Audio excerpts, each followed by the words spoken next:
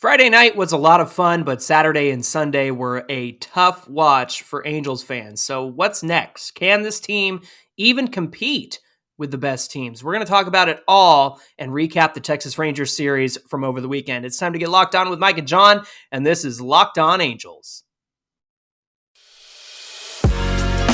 You are Locked On Angels, your daily Los Angeles Angels podcast. Part of the Locked On Podcast Network, your team every day. Thanks for making Locked On Angels your first listen of the day. You can find us wherever you get your podcasts, including Apple Podcasts, Spotify, and now on SiriusXM. All you got to do is search Locked On Angels. The best way you can help us out is by giving us a rate and review on Apple Podcasts. You can also help us out by subscribing to the YouTube channel. Make sure you're subscribed. Click that bell to be notified whenever we have a new episode. And comment below. We love hearing from you, and we'd love to get your thoughts from over the weekend. My name is John Frisch. I'm one half of the Super Halo Bros and Locked On Angels, and my brother Mike has a prior engagement today, so it's just going to be me today, and I'm ready to talk about this weekend with you guys. Listen, Mike and I have been fans of this team for years, and we're happy to be here for our second season of Locked On Angels. And listen up, Locked On Everydayers. Coming up tomorrow, we are going to be talking about the pitching philosophy that has been part of the Angels organization this season. And we got a little bit of insight from Aaron Loop, who has had his struggles, in an article with Sam Blum. We're going to talk about that. Is Tyler Anderson a bust? We're also going to talk about that on Tuesday's show as well. But on today's show, of course, we are recapping the weekend series against the Texas Rangers. And man, it started out a lot of fun. And listen, we're going to get into the bad, obviously. But I do want to talk about Friday's win over the Texas Rangers. They won 5-4 in extra innings. And of course, they tied it all up in the bottom of the ninth, and that was an incredible way to finish this game. There was no quit in this team, and that was what made me, as a fan, happy to see, and made me start to believe that this team has some fight in them, no matter the situation, whether it's late in the game or if they're facing a really tough pitcher. It feels like this team has a lot of fight, no quit. And Zach Neto said it best. He said, there's no quit in this team. There's a lot of dudes on this team who can go out and get it, and I loved that attitude from Zach Neto, the rookie shortstop, who's really helped out the Halos this season. But listen, they trailed 4-1 going into the ninth inning. The Halos get a couple of runners on, and then Chad Wallach hits a 2-run double. Luis Rengifo gets a bloop RBI to tie up the game. Huge performance from Carlos Estevez in the top of the 10th, because it's extra innings. The Texas Rangers had that ghost runner on second base. The Angels have not had a lot of success this season in extra innings. And of course, that comes down to the ghost runner. It also depends on who's the home team, who's the away team. And oftentimes the Angels find themselves in extra innings against the home team. They're away when that happens. And so there is an advantage to the home team having that ghost runner on second, because all they have to do is get that guy to come around and score. However, we were at home this time, which was great. Carlos Estevez comes in, strikes out 2, and keeps it tied. That was a huge moment for Carlos Estevez, because he was iffy coming into the season. I know that everybody was concerned about him in spring training, but listen, he was working on some things in spring training. He was practicing getting that strikeout in the upper part of the zone, and you can see the results. He gets a lot of swings and misses up there, especially with that fastball. And so he has just come in and been a savior of this bullpen, and he's being used the right way. We talked about it last week, that there was a playbook, so to speak, about how long the pitchers could go, which relievers to use, when to use them. And now that Phil Nevin can have some free reign there, we've seen a lot more of Carlos Estevez in these high leverage moments. Then in the 10th inning, Zach Neto is the ghost runner on second. The Rangers walk Trout to get to Ohtani, and then Ohtani actually hit into a fielder's choice, which he was safe at first. And if Ohtani hadn't run that out, it probably would have been out. And so to see Ohtani use the speed that we all know he has, man, just talk about a guy who can pitch, who can hit, and then he's fast too. He can steal bases. It's ridiculous. I'd love to see him in the outfield. He could probably do that too. I know that we got a little bit of that in 2021, but I don't think he ever had a play out there. There is a great clip of him playing in Japan where he throws from right field. You should check that out on YouTube. But listen, if it's not for Ohtani moving Zach Neto over to third base, then that is a quick double play, right? So the Rangers, took that gamble with Ohtani. Then they have runners on first and third with Rendon at the plate. And I'm thinking, man, Rendon's got to be clutch here. He didn't even have to do anything because the ball gets away from Jonah Heim on the very first pitch of the at-bat, and Zach Neto is able to come home. That's the way the Angels win it on a walk-off. It was scored a wild pitch, but it, to me, looked like a pass ball just because Jonah Heim didn't do a very good job of keeping that one in front of him. After the game, again, Zach Neto said, "We're just a bunch of dudes that get after it." Put that on a t-shirt. That's what I think that we need to do. By the way, Super Halo Bros merch is available, so just search that up. What was more sweet in this situation? That the Halos won 5-4 on this walk-off, or the fact that Jonah Heim, noted Angel killer, was the reason they won because of the missed ball back there? So just something to consider. But let's talk about the pitching in this one. Tyler Anderson, he went 5 innings pitched. He had 5 hits, 3 runs. 2 of those were earned. He had 5 walks, 6 strikeouts, and 103 pitches. Now, he really nibbled in this game and did not attack the zone. He's somebody that has to trust his stuff in order to induce weak contact and ground balls. And I'll talk about that a little bit later in segment 2, because that's what we saw Nate Eovaldi do on Saturday night against the Angels for the Rangers. Anderson was hurt by errors, mental lapses on defense. Tell me if that sounds familiar. This team has been so Jekyll and Hyde in the infield this season. Neto had a throwing error with 2 outs. That's uncommon for Neto, and of course, he's a young guy. That guy is just hustling out there. It's going to happen.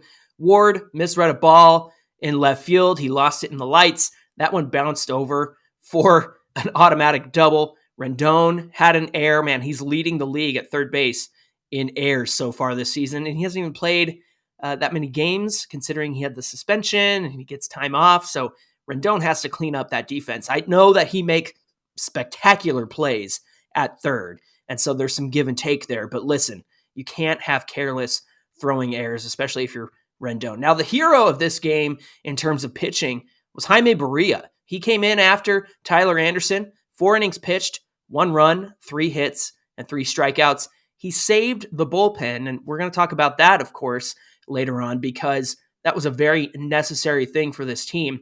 Saved the bullpen and kept the Angels from having to use so many pitchers in this one. So again, Tyler Anderson for 5, Jaime Barria for 4, Carlos Estevez, obviously, in the 10th was super clutch.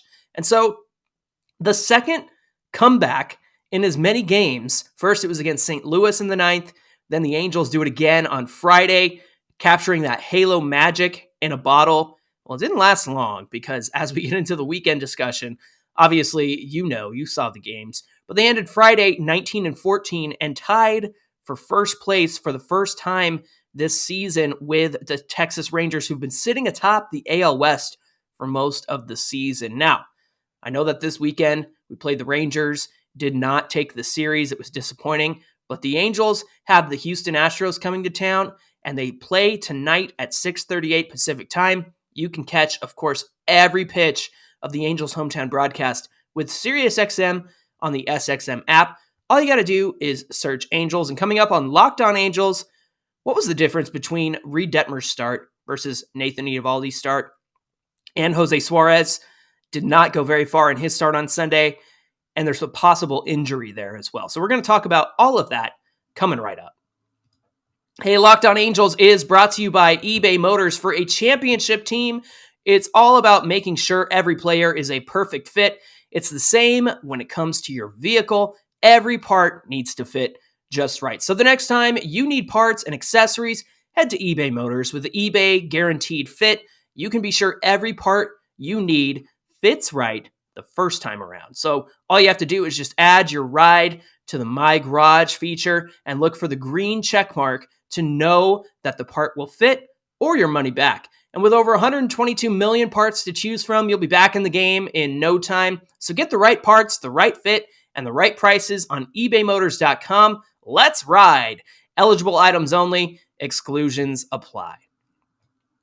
I really want to thank you for making Locked On Angels your first listen today. Everydayers, Locked On Everydayers who tune into the show and join us every single day of the week, want to let you know that we are going to be covering this series against the Houston Astros. Got 3 big games that we have to win because they are an AL West rival who is trying to creep up in the standings. Of course, we got to take them at least 2 out of 3 in this one. But listen, we've got that coming up. We always have Fan Mail Friday. You can reach out to us at Super Halo Bros, at Locked On Angels on Twitter, or you can leave us a voicemail on our voicemail line. The Angels play Game 1 against the Astros tonight at 6:38 Pacific time. You can catch every pitch of the Angels' hometown broadcast with SiriusXM on the SXM app. All you have to do is search Angels. We're talking about Game 2 and the difference between Reid Detmers' start and Nathan Eovaldi, who pitched for the Rangers. Now, somebody that we really wanted the Angels to sign over the offseason was Nathan Eovaldi. He was kind of one of the remaining starting pitchers out there. I know there's a health issue there. Sometimes he can be injury prone. I don't know if he's prone, but he does have his share of injuries. But he's definitely somebody that the Angels should have, if they had not done so, looked at over the offseason. He ended up signing with the Rangers, and I know that there's a question of why didn't Perry sign him? These guys, they have autonomy. They can make the decisions for themselves, and so that's why Nathan Eovaldi ended up going to the Rangers. Also, considering the pitch philosophy that the Angels currently implement, I'm not sure that Eovaldi would have been a good fit. And I'm going to tell you why. Listen, the Angels lost 10-1 on Saturday. And the disappointing part about that was that the game was 3-0 all the way till the 9th inning. Now, let me go back to the beginning because Reid Detmers had a rough outing in this one. His pitch count got up there very, very quickly. He pitched mostly clean for the first 3 innings. He struck out 7, had a couple of hits. Then he ended up giving up 3 earned runs in the 4th inning. He was pulled after walking the leadoff batter in the top of the 5th. 94 pitches was his total pitch count. So again, in less than 5 innings, he had 4 innings total and then pitched a little bit into the 5th. 94 pitches is not going to get you very far into a game. The pitch efficiency for the Halos is a huge sticking point for this team. Now, conversely, Nathan Eovaldi had 8 shutout innings of pitching. And his splitter, listen to this, his splitter had an average exit velocity of 80.9 miles per hour, according to StatCast. Now, Eovaldi was using his pitches effectively.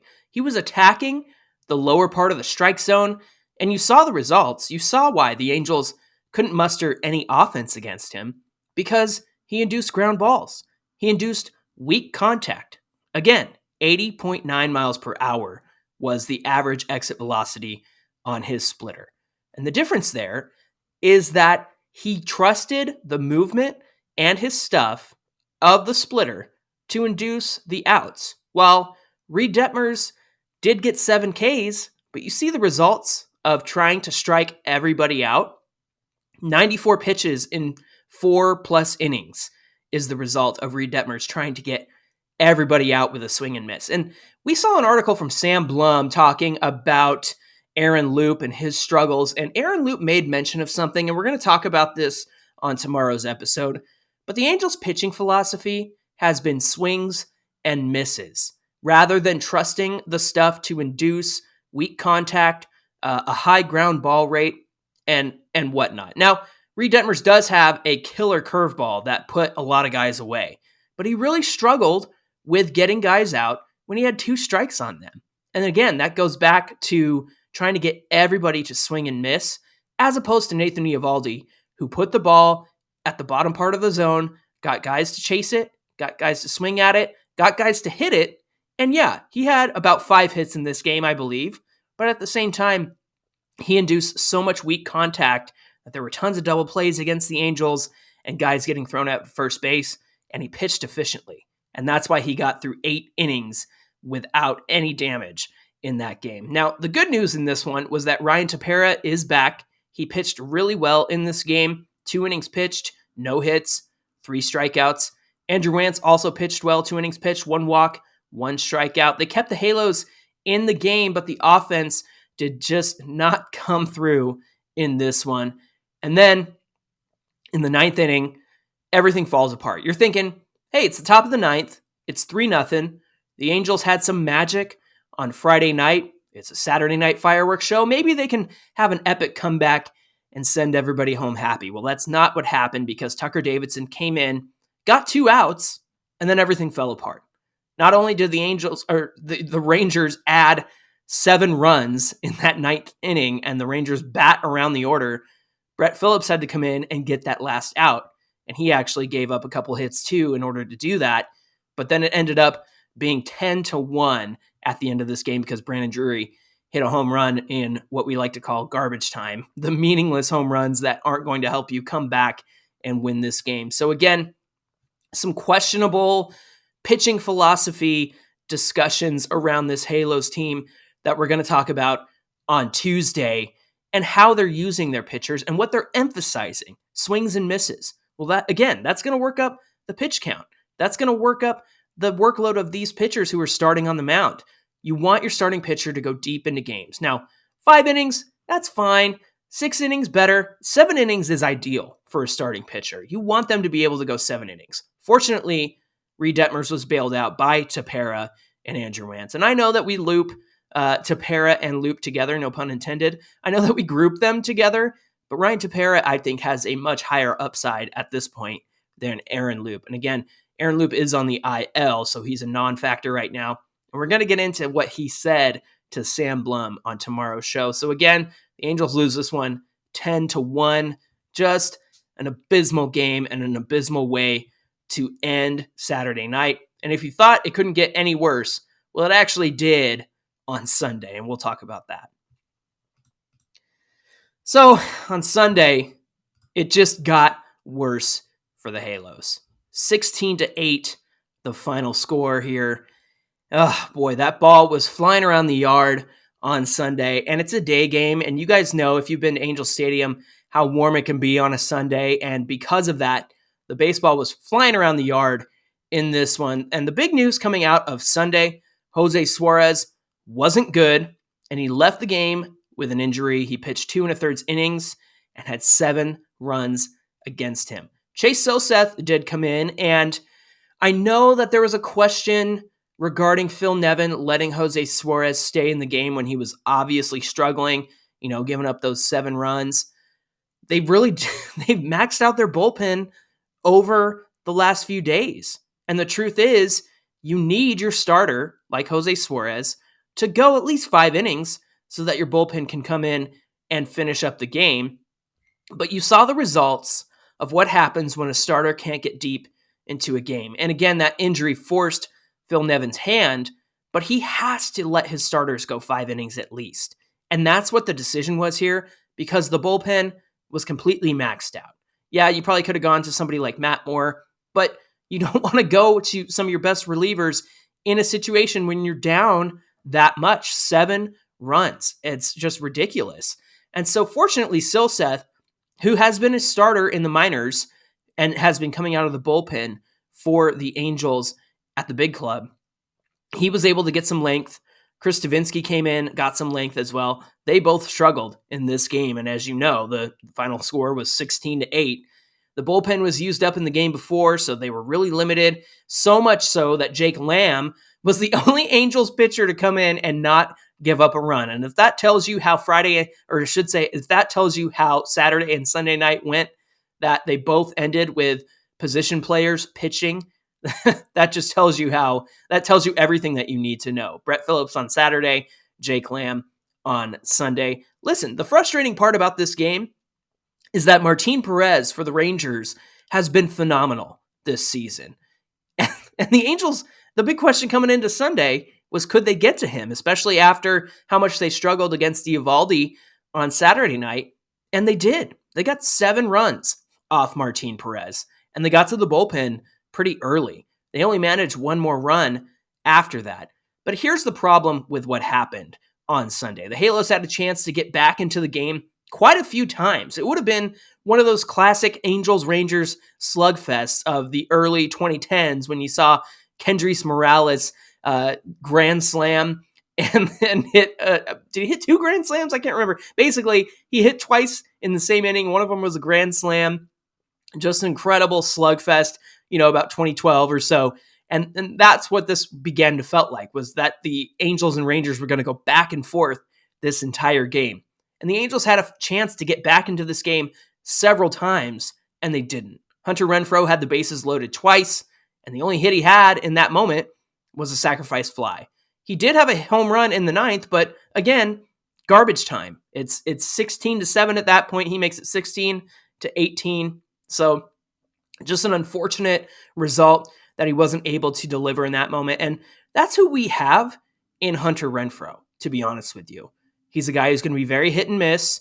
He's going to hit bombs, and he's not going to hit at all. And that's who the Angels have in the cleanup spot. You want a guy who hits bombs, but it's not going to be consistent hitting. It's going to be not clutch, but essentially a happy surprise when it does happen. And somebody you can count on to hit bombs. So not to say that he's not going to, but as we saw on Sunday, that's what the results were with Hunter Renfroe. Now, I got to say, Anthony Rendon hit his first home run.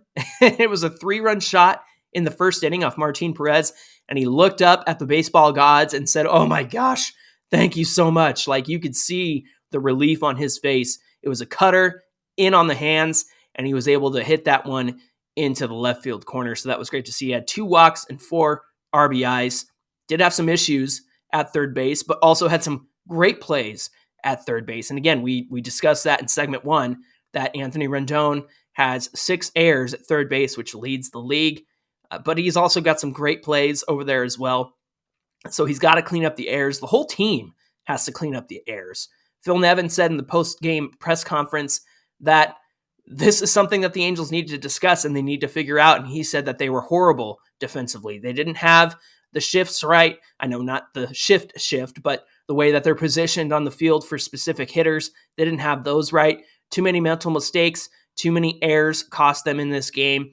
And Phil Nevin, by all accounts, is going to hold this team accountable, which I'm excited to see and hear. So hopefully we see some changes, because it starts at the top. It starts with him and his coaching staff to clean up the mental errors and the mistakes on the infield. So what do the Halos do now? How do we fix this? They're 19-16, but they still have not won a series against a team with a winning record. This is troublesome. It's a problem, because if you want to be a good team, you have to beat other good teams. They had first place right in front of them, their destiny in their own hands. Look, I know it's early May. I understand that. But these are the games you have to win. And when you let things get out of control like they did on Saturday and Sunday, after you have such a spectacular comeback on Friday, these are the games you have to win. And if you want to compete, especially in the AL West, that's what makes this even worse. Not only is it the Rangers who you're competing with for first place, it's an AL West rival, so you have to have these games won. You have to look back at these games in September and say, hey, we did pretty good in that series, because these are the games that don't seem to impact you too much right now. But when you look back at them in September, you're going to go, man, I really wish we took 2 out of 3 against the Rangers, because now it's down to the wire in September. They're up on us. If only we had had an extra win against them, it would have made all the difference, right? And if you look at like the 2015 team, that's what it came down to. It came down to the wire. It came down to the very last games of the season. And so you just can't let fate get away from you. You take your fate into your own hands and you win these games. And the Angels were not able to do that this weekend. And regarding that, and Jose Suarez, I have said several times that the Angels seem like they're playing on very hard mode. Like, if you up the difficulty in MLB The Show to legend, right? That's like the highest difficulty. The Angels keep putting themselves in a position where before the game even starts, before first pitch, they're already down. And why do I say that? Because of somebody like Jose Suarez. Yes, he had a great outing against the Brewers, but a lot of what you see, and we talked about this last week, a lot of what you see with Jose Suarez replicated how he started last season. Now, it was great that he did so well against the Brewers, and they were going to give him another chance, and they're going to go from start to start. Well, this is the start that ended it for me, and probably Mike too. I'm sure he would agree. But the fact is, early on in spring, Phil Nevin said they're going to take the best guys at all the positions and all the pitchers, and I haven't seen that. Jose Suarez is not the best guy for this rotation. Somebody else is. I don't know who. Maybe it's Silseth. Maybe he moves into that. Maybe Davidson gets the shot. But all that to say, the best guys are not playing right now. Zach Neto is a good example of the best guy, and that was a blessing in disguise because they really needed to clean up the defense, and he's provided a lot of great defense for them, and he's hitting well. He's a great leadoff guy, so that's a positive. But again, they said, hey, we're going to take the best guys in the best situations, and I think it's just words at this point. I want to see action. I want to see them take the best guys, whether that's a Sam Bachman or a Ben Joyce or what have you. I'm not a fan of rushing people, but it's worked for them so far. Chase Silseth had been pretty great in short bursts out of the bullpen. Zach Neto, really great since he's been called up. Logan O'Hoppe, that was a big risk to come into the season and have him be your primary starting catcher. I know he got hurt, but that panned out as well. So again, if you're going to rush guys up, pick the best guys and stop giving chances to guys who are not cutting the mustard. Jose Suarez, no longer doing it for you. And again, stop putting yourself in a position where you're playing from behind before the game even begins, before the first pitch has even been thrown. Stop playing on hard mode, Angels. It's not that difficult. Put your best options on this team moving forward. Stop playing at a deficit before the game even starts. I want to thank you for making Locked On Angels your first listen today. Again, the Angels play the Astros at 6:38 Pacific time, and you can listen to every single pitch of the Angels hometown broadcast with SiriusXM on the SXM app. All you have to do is search Angels. If you want to give us a follow, you can do so at Locked On Angels on Twitter and at Super Halo Bros on Twitter and Instagram. We'd love to connect with you there. If you're watching on YouTube, please comment below. We'd love to hear your thoughts and responses to anything that was said on today's show. And we really hope that you'll join us again tomorrow because we are going to be talking about Tyler Anderson. Is he a bust? Is this the wrong move that Perry Manassian made over the offseason? We're going to get into the Angels pitching philosophy, as I mentioned earlier, the article with Sam Blum and Aaron Loop, and the pitching philosophy that, I don't know, I'm not sure that you can do a blanket pitching philosophy for all these starters. So we're going to talk about Tyler Anderson. Is he a bust? And the Angels pitching philosophy tomorrow on Locked On Angels. Until then, my name is John Frisch. My brother Mike will be back with us here tomorrow. So we hope you'll be back here with us as well. Make yourself a Locked On everydayer. Join us every single day this week, and we'll be back here for more Locked On Angels tomorrow.